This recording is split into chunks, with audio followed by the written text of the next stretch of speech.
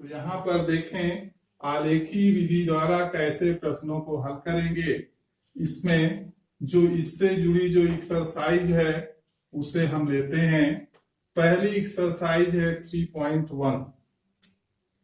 बच्चों एक चीज आप लोग समझ लीजिए कि आलेखी विधि द्वारा प्रश्नों को हल करना, इसमें कुछ ही प्रश्न को हम बता सकते हैं, क्योंकि इसको हल करने के लिए ग्राफ पेपर का प्रयोग किया जाता है, जो व्हाइट बोर्ड पर थोड़ा हल करना बताना कठिन होता है। तो कुछ प्रश्नों को हम बता देते हैं, बाकी प्रश्नों को उससे संबंधित जो है उसे आप ग्राफ पेपर पर हल करेंगे।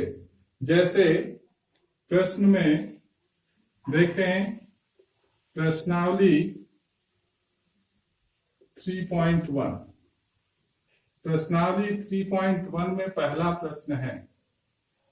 आप देखें प्रश्न क्या है। पहला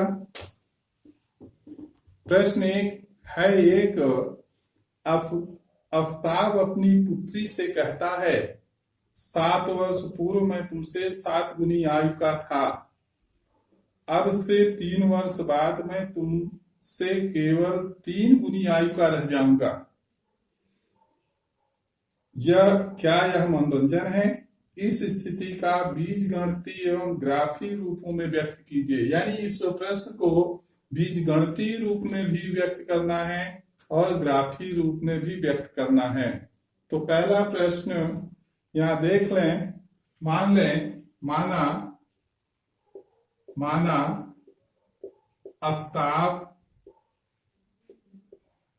आफ्ताब की वर्तमान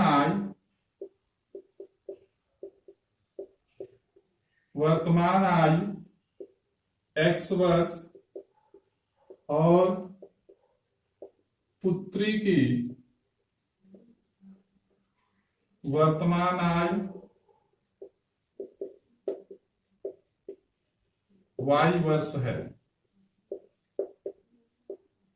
अब इनमें जो प्रश्न दिया गया, जो शर्तें दी गई है, इन शर्तों के अनुसार इसे हम बीजगणितीय रूप में इसे व्यक्त करेंगे। पहला कहा गया 7 वर्ष पूर्व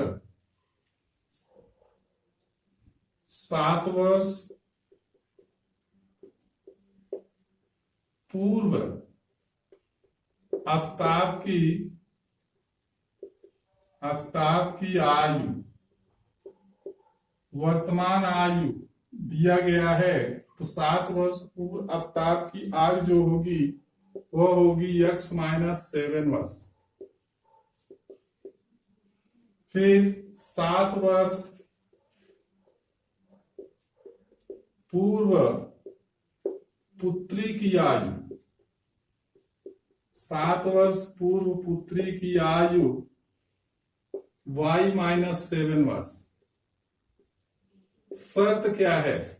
शर्त यह है कि 7 वर्ष पूर्व में तुमसे 7 गुनी आयु का था। प्रथम शर्त के अनुसार यहाँ पर देखें बेटा, कहा गया है कि आफ्ताब 7 वर्ष पूर्व और 7 वर्ष पूर्व आफ्ताब की आयु और 7 वर्ष पूर्व पुत्री की आयु मालूम है। प्रश्न में ये आफ्ताब कह रहा है पुत्री से अपने कि 7 वर्ष पूर्व में तुमसे 7 गुनी आयु का था। यानी आफ्ताब कितने गुना था? 7 गुना था। तो हम अगर पुत्री की आयु में 7 का गुणा कर दें तो पिता की आयु के बराबर हो जाएगी। तो यहाँ पर देखें x - 7 = y - 7 × 7। तो ये हमारा हो जाएगा x - 7 = 7y - 49। या इसे हल करें तो x - 7y बराबर -49 + 7 या x - 7y = -42। तो ये आपका प्रथम शर्त के अनुसार आपका समीकरण ये बनेगा x minus 7 y equal to minus 42। अब दूसरी शर्त इन्होंने क्या कहा है कि अब से 3 वर्ष बाद मैं तुमसे केवल 3 गुनी आयु का रह जाऊंगा। तो 3 वर्ष बाद आफ्ताब की आयु क्या होगी और 3 वर्ष बाद पुत्री की आयु क्या होगी। यहां लिख लें 3 वर्ष बाद आफ्ताब की आयु x प्लस 3 वर्ष।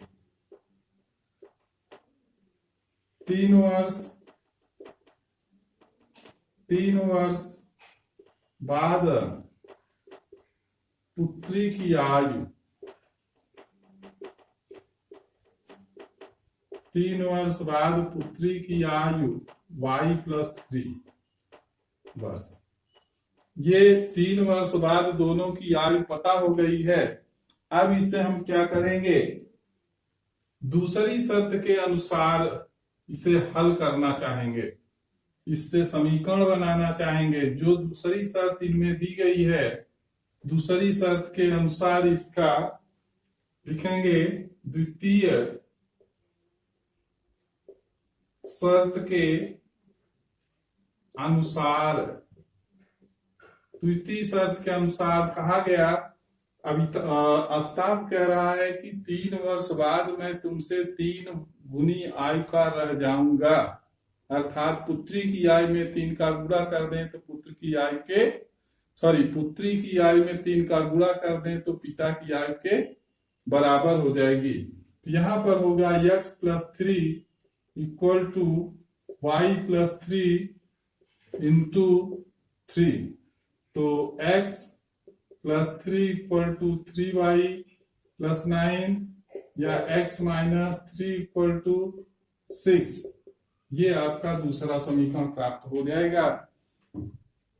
अब यहां पर हम देखें हमारा जो बीजगणितीय रूप में समीकरण क्या प्राप्त होगा।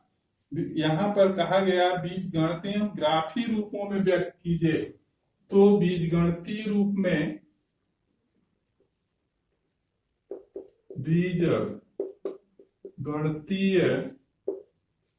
रूप में आपको मिलेगा x minus 7y equal to minus 42 और x minus 3y equal to 6। ये दूसरा समीकरण मिलेगा। अब ये प्रश्न उठता है कि बीजगणितीय रूप में तो आपने व्यक्त कर लिया, अब इसे हमें ग्राफी रूप में व्यक्त करना है। तो ग्राफी रूप में कैसे व्यक्त करेंगे, इसके लिए देखें। ग्राफी रूप में व्यक्त करने के लिए हमें क्या करना चाहिए। ग्राफी रूप में व्यक्त करने के लिए इसका सबसे पहले कुछ इसकी सारणी बनानी पड़ेगी, जिससे इसके बिंदुओं के निर्देशांक पता हो जाए। फिर उसके बाद इसे हम हर ग्राफ पेपर पर दिखाएंगे। तो यहां पर देख लें क्या आ रहा है। ग्राफी निरूपण जब करेंगे तो हमें क्या प्राप्त होगा। ग्राफी निरूपण में देख लें, जो हमें दिया गया है समीकरण 1 से ग्राफी रूप में व्यक्त करने के लिए समीकरण 1 में क्या दिया गया था। इसमें समीकरण 1 में यहां नोट कर लें x minus 7y equal to minus 42 पहला समीकरण दिया गया था। x minus 3y equal to 6 दूसरा समीकरण दिया गया था। क्योंकि हम समीकरण को जब तक नोट नहीं करेंगे तब तक इसे हल नहीं कर पाएंगे। देखें x बराबर क्या हो सकता है। x बराबर या y बराबर, इसे अगर हल करना चाहें तो हमें क्या मिलेगा, थोड़ी देर के लिए देख लें यहां हल करके। तो minus 7y equal to minus 42, या ऐसा कर लें, ये आ जाएगा हमारा x x plus 42 equal to 7y, या y equal to x plus 42/7। X का ऐसा मान रखेंगे जिससे आसानी से हल हो सके।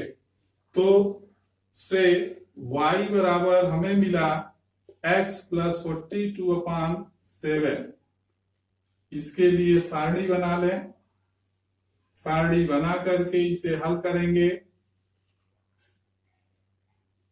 और इससे जो भी बिंदु के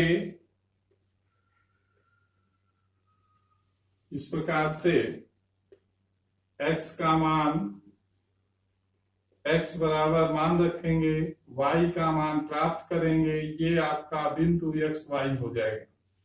तो यहाँ पर x के कुछ मान रखते हैं।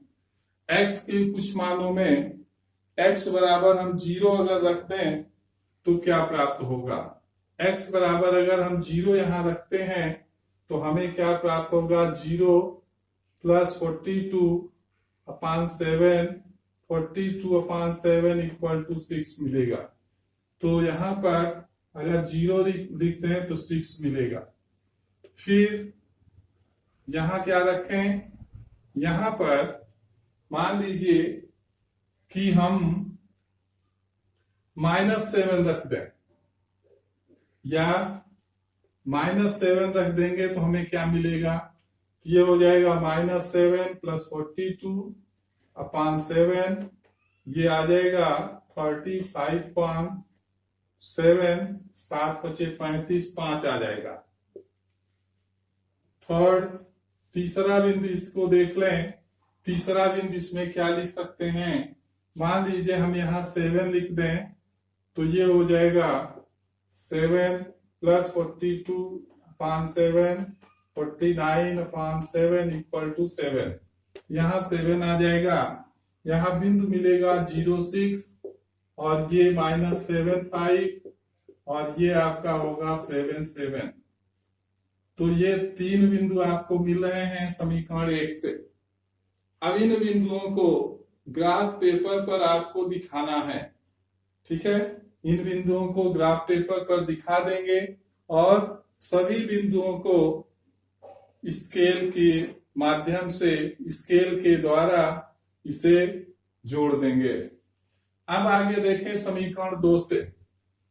समीकरण 2 से आपको क्या प्राप्त हो रहा है, समीकरण 2 से देखेंगे तो y बराबर आपको क्या मिलेगा, y बराबर जो होगा वो हमारा ये आ जाएगा x -6 इक्वल टू 3y, या y इक्वल टू x -6/3।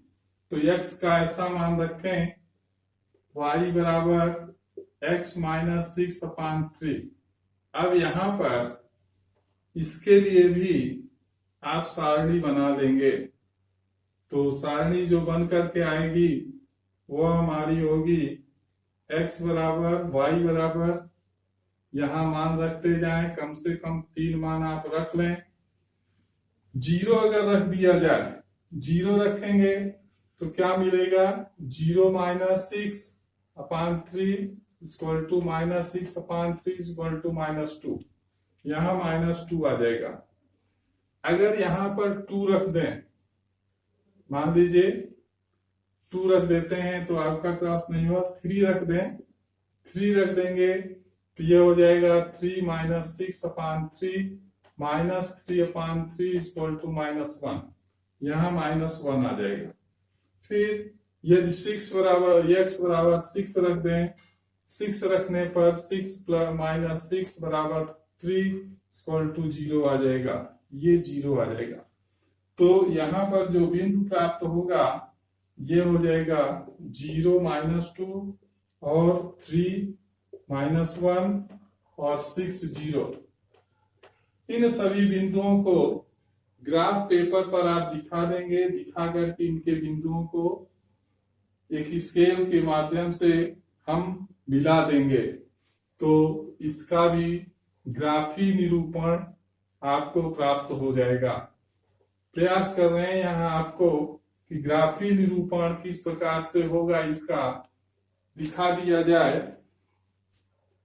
मान लीजिए ये ग्राफ पेपर है आपका, इस प्रकार से ये 1-1 सेंटीमीटर की दूरी पर रेखाएं होती हैं। ग्राफ पेपर आप लोगों ने देखा ही होगा और ग्राफीय निरूपण करना भी कक्षा 9 में सीख चुके हैं। उसी का प्रयोग हम यहाँ पर करेंगे। इस प्रकार से ग्राफीय निरूपण इसका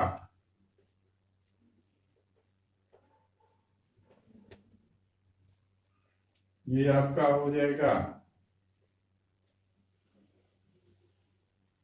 ये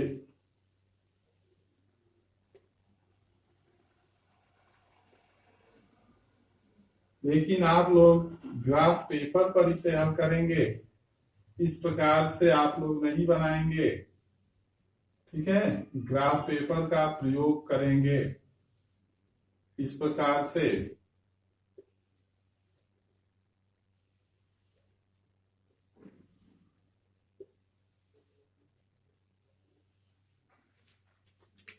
इसे देख लें।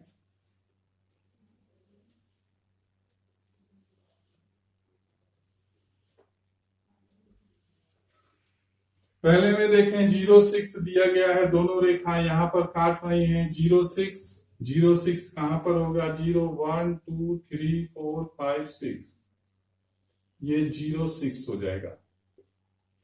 नेक्स्ट देखें -7 और 5, -7 और 5 की ओर जाएं तो यहां पर 1, 2, 3, 4, ये आपका कर दे 5 और ये आपका 6 मान लीजिए, तो ये हो जाएगा -7, 1, 2, 3, 4, 5, 1, 2, 3, 4, 5, 6 आ रहा है।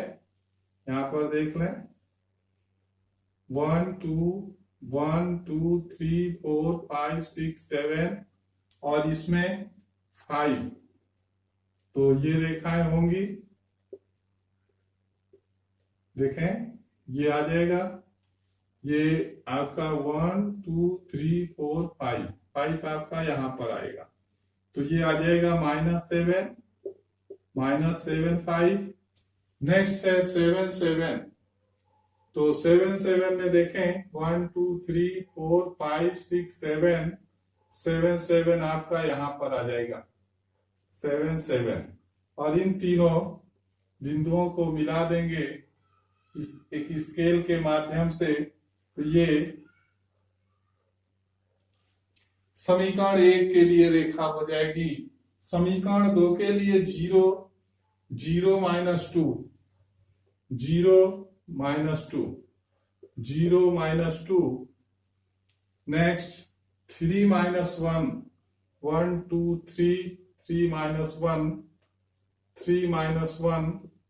नेक्स्ट 6, 0, 1, 2, 1, 2, 3, 4, 5, 6, 0। तो देखेंगे इसके लिए समीकरण 2 के लिए ये रेखा हो जाएगी। इस प्रकार से आप प्रश्नों को ग्राफ पे ये सारणी आप प्राप्त कर लेंगे और इस सारणी को ग्राफ पेपर पर आप दिखाएंगे। जो ये बिंदु आपको प्राप्त हो रहे हैं, इन बिंदुओं को आप दर्शाएंगे। ठीक है, चूंकि ये ग्राफ से संबंधित प्रश्न है, इसलिए व्हाइट बोर्ड पर इसे बहुत प्रश्नों को बताना थोड़ा सा कठिन है, इसलिए आप ग्राफ पेपर पर इसे हल करके समझ लिए होंगे।